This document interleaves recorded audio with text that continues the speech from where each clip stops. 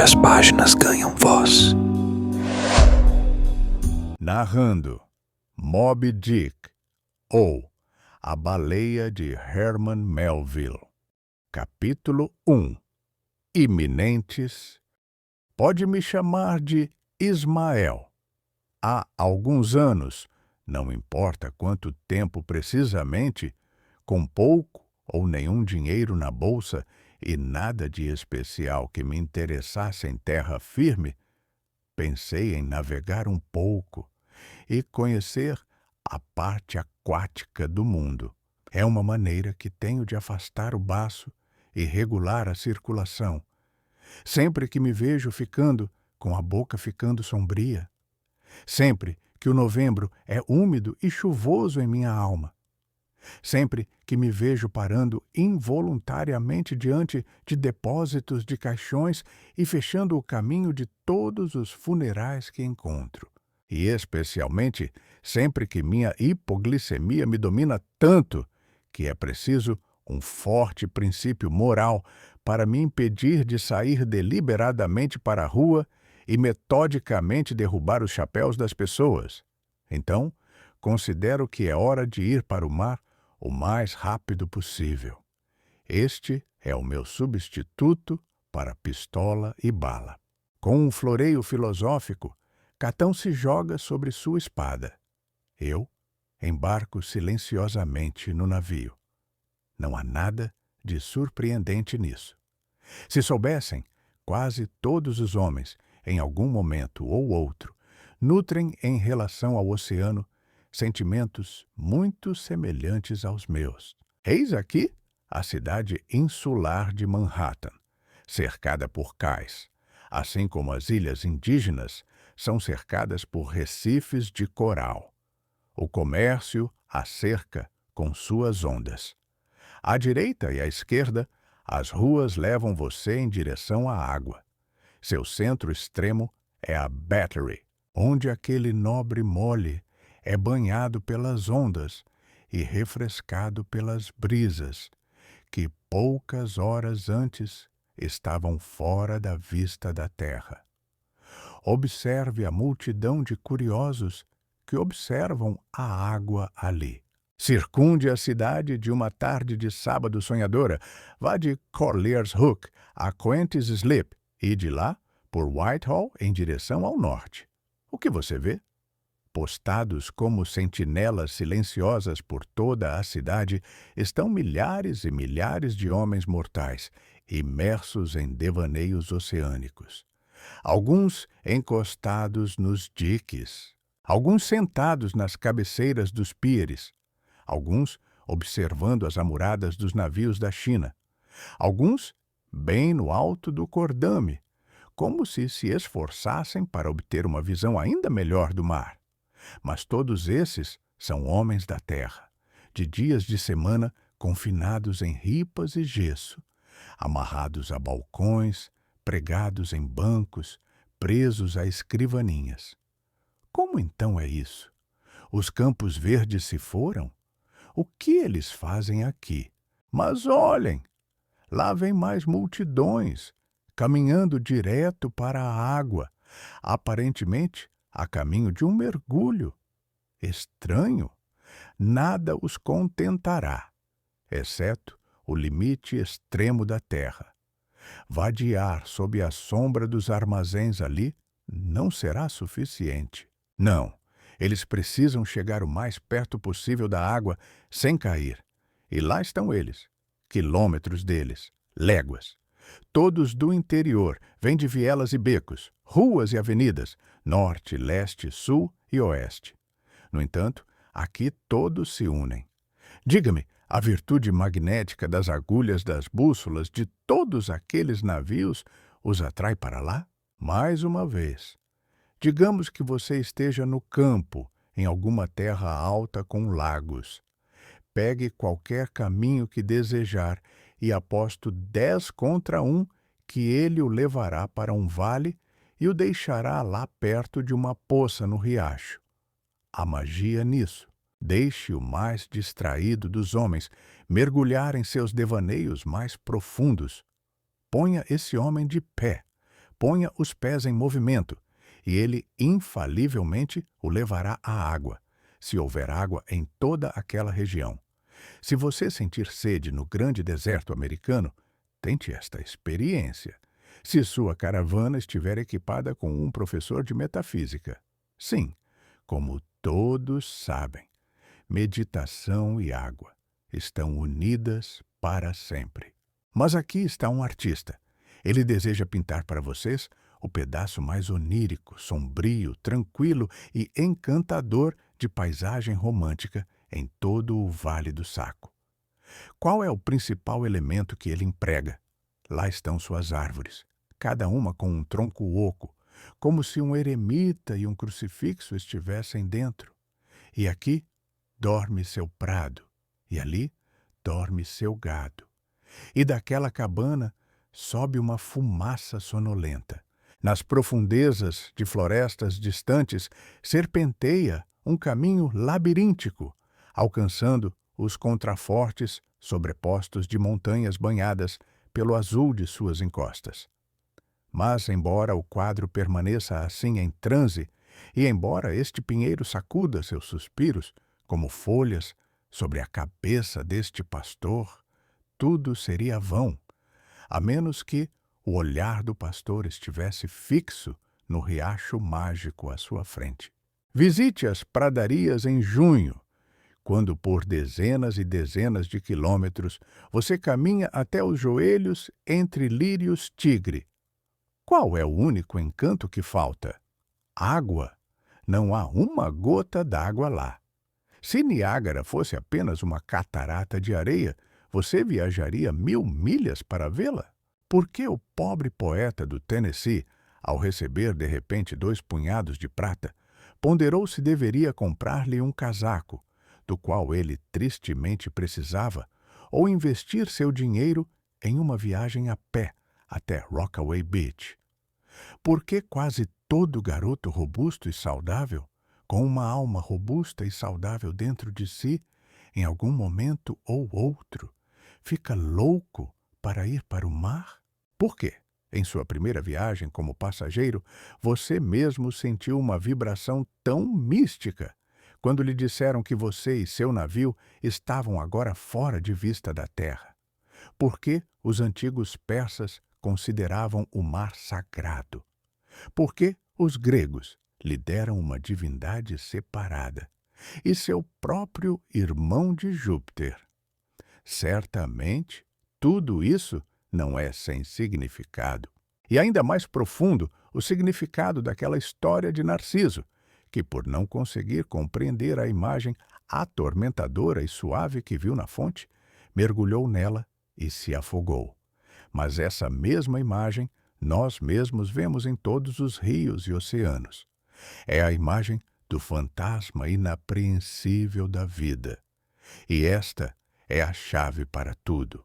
Ora, quando digo que tenho o hábito de ir para o mar, sempre que começo a ficar com os olhos turvos e a ficar com os pulmões excessivamente conscientes, não quero dizer que se deduza que alguma vez vou para o mar como passageiro, pois, para ir como passageiro, é preciso ter uma bolsa, e uma bolsa não passa de um trapo, a menos que se tenha algo dentro. Além disso, os passageiros enjoam, tornam-se briguentos, não dormem à noite, não se divertem muito, em geral. Não, eu nunca vou como passageiro, nem, embora eu seja um tanto ingênuo, jamais vou para o mar como Comodoro, capitão ou cozinheiro. Deixo a glória e a distinção de tais cargos para aqueles que gostam deles. De minha parte, abomino todos os trabalhos, provações e tribulações honrosas e respeitáveis de qualquer tipo. É o máximo que posso fazer para cuidar de mim mesmo, sem precisar cuidar de navios, barcas, brigues, escunas e tudo o mais. E quanto a ser cozinheiro? Embora eu confesse que há uma glória considerável nisso, já que um cozinheiro é uma espécie de oficial a bordo. De alguma forma, nunca me apeteceu assar aves. Embora, uma vez assadas, criteriosamente untadas com manteiga e judiciosamente salgadas e apimentadas. Não há ninguém que fale com mais respeito, para não dizer reverência, de uma ave assada do que eu. É por causa da idolatria dos antigos egípcios por ibis assados e cavalos do rio assados que se vêem as múmias dessas criaturas em suas enormes padarias, as pirâmides. Não, quando vou para o mar, vou como um simples marinheiro, bem diante do mastro, bem no fundo do castelo de proa, lá no alto, até o topo do mastro real. É verdade que eles me dão ordens e me fazem pular de verga em verga como um gafanhoto num prado de maio.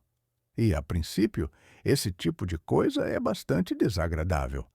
Toca o senso de honra, principalmente se você vem de uma família antiga e estabelecida na terra, os Van Rensselaer, ou os Randolphs, ou os Hardy-Canutes. E, acima de tudo, se pouco antes de colocar a mão na massa, você a dominava como um mestre-escola do interior, fazendo os meninos mais altos ficarem admirados com você. A transição é sutil, garanto, de mestre-escola para marinheiro, e requer uma forte decocção de Sêneca e dos estoicos para que você possa sorrir e suportar. Mas, mesmo isso, se esvai com o tempo. E se algum velhote capitã me ordenar que pegue uma vassoura e varra o convés? O que significa essa indignidade ponderada, quero dizer, na balança do Novo Testamento? Você acha que o arcanjo Gabriel pensa menos de mim? Porque eu obedeço pronta e respeitosamente àquele velhote naquele caso específico? Quem não é escravo? Diga-me isso. Bem, então, não importa o quanto os velhos capitães me ordenem, não importa o quanto me batam e soquem, tenho a satisfação de saber que está tudo bem, que todos os outros são, de uma forma ou de outra, servidos da mesma maneira, seja do ponto de vista físico ou metafísico. Isto é, e assim a pancada universal é passada de mão em mão, e todas as mãos devem esfregar as omoplatas umas das outras e ficar contentes. Mais uma vez, eu sempre vou para o mar como marinheiro, porque eles fazem questão de me pagar pelo meu trabalho, enquanto nunca pagam um único centavo aos passageiros, pelo que eu saiba.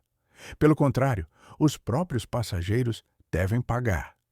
E há toda a diferença do mundo entre pagar e ser pago. O ato de pagar é talvez a inflição mais desconfortável que os 2 ladrões de pomar nos impuseram. Mas ser pago, o que se compara a isso?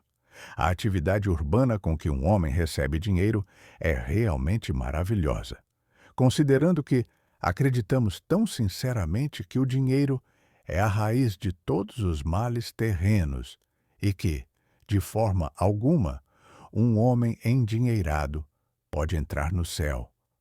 Ah, com que alegria nos entregamos à perdição! Por fim, sempre vou para o mar como marinheiro, por causa do exercício saudável e do ar puro do convés do castelo de proa, pois, assim como neste mundo, os ventos de proa são muito mais prevalentes do que os ventos de popa, isto é, se você nunca violar a máxima pitagórica. Assim também, na maior parte do tempo, o Comodoro no Tombadilho obtém sua atmosfera em segunda mão dos marinheiros no castelo de proa. Ele pensa que a respira primeiro, mas não é assim. Da mesma forma, a plebe lidera seus líderes em muitas outras coisas, ao mesmo tempo em que os líderes mal suspeitam disso. Mas por que foi que, depois de ter repetidamente sentido o cheiro do mar como um marinheiro mercante, eu agora decidi embarcar em uma viagem de caça às baleias? Este é o policial invisível das parcas, que me vigia constantemente, me persegue secretamente e me influencia de alguma forma inexplicável. Ele pode responder melhor do que ninguém? E, sem dúvida, minha ida a esta viagem baleeira fazia parte do grande programa da Providência, elaborado há muito tempo. Surgiu como uma espécie de breve interlúdio e solo entre apresentações mais extensas. Imagino que esta parte do programa deve ter sido mais ou menos assim: grande eleição contestada para a presidência dos Estados Unidos. Viagem de caça à baleia de um único Ismael. Batalha sangrenta no Afeganistão. Embora eu não consiga dizer exatamente por que aqueles diretores de palco, as parcas, me escalaram para esse papel mesquinho de uma viagem baleeira, enquanto outros foram escalados para papéis magníficos em grandes tragédias, papéis curtos e fáceis em comédias refinadas, e papéis alegres em farsas. Embora eu não consiga dizer exatamente por que isso aconteceu, agora que me lembro de todas as circunstâncias, acho que consigo ver um pouco das fontes e motivos que, sendo habilmente apresentados a mim, sob vários disfarces, me induziram a começar a desempenhar o papel que fiz, além de me persuadirem a ilusão de que foi uma escolha resultante do meu próprio livre-arbítrio imparcial e julgamento criterioso. O principal desses motivos era a ideia avassaladora da própria grande baleia. Um monstro tão portentoso e misterioso despertou toda a minha curiosidade. Depois, os mares selvagens e distantes onde ele arrastou sua massa insular. Os perigos indizíveis e inomináveis da baleia. Tudo isso, somado a todas as maravilhas de 1000 visões e sons patagônicos, ajudou a me convencer do meu desejo. Com outros homens, talvez, tais coisas não teriam sido um incentivo. Mas quanto a mim, sou atormentado por uma eterna ânsia por coisas remotas. Adoro navegar por mares proibidos e desembarcar em costas bárbaras. Sem ignorar o que é bom, sou rápido em perceber o horror e ainda poderia conviver com ele, se me deixassem, já que é bom manter relações amigáveis com todos os moradores do lugar onde me hospedo. Por essas coisas, então, a viagem baleeira foi bem-vinda. As grandes comportas do mundo das maravilhas se abriram, e nas concepções selvagens que me levaram ao meu propósito, duas a duas, flutuaram para dentro da minha alma infinitas procissões da baleia e, no meio da maioria delas, um grande fantasma encapuzado, como uma colina de neve no ar.